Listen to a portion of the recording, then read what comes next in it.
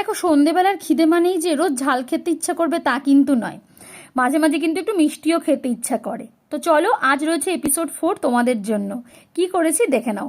প্রথমে এখানে যে টক দই আমাদের ঘরে থাকে, এখন গরমকাল মোটামুটি সবার ঘরেই থাকবে, সেটা কিন্তু একটুখানি জল ঝরিয়ে নেবে। হ্যাঁ, খুব ভালো করে জলটা ঝরাতে হবে।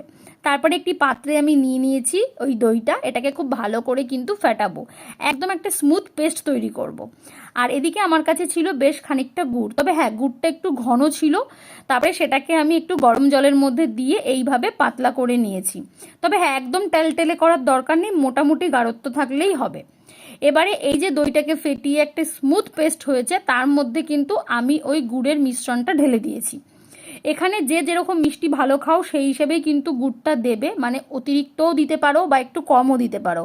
আমি একটু মোটামুটি দিয়েছি যাতে করে মুখটা মেরে না আসে, কারণ অতিরিক্ত মিষ্টি হলে কিন্তু ভালো লাগে না। তারপরে এটা খুব ভালো করে কিন্তু আমি ফেটিয়ে নেব এইভাবে। দেখো, এদিকে একটা কড়াইয়ের মধ্যে আমি জল বসিয়ে দিয়েছি, আর তাতে একটা স্ট্যান্ডও রেখে দিয়েছি। জলটা ওদিকে ফুটছে, আর এদিকে আমার দইয়ের মিশ্রণটা রেডি হয়ে গেছে। এবারে ছোট ছোট বাটির মধ্যে এইভাবে কিন্তু মিশ্রণটা ঢেলে নিতে হবে, আর এটাকে কিন্তু বসিয়ে দেব আমি ওই 20 থেকে 22 মিনিটের জন্য একটুখানি ভাপে। হ্যাঁ, এটা ভাপাই হবে, মানে স্টিম করছি আমি জলের মধ্যে। দেখো, একটা স্ট্যান্ড দিয়ে দিয়েছি, আর এর উপরেই কিন্তু বাটিটা বসিয়ে দেবো। তারপরে 20 মিনিট পর এটা বের করে নিয়ে ঠান্ডা করে কিন্তু ফ্রিজে রেখে দেবো ওই 1 থেকে 1.5 ঘন্টার জন্য। আর তারপরে যেটা হবে সেটা তোমরাই দেখতে পাবে।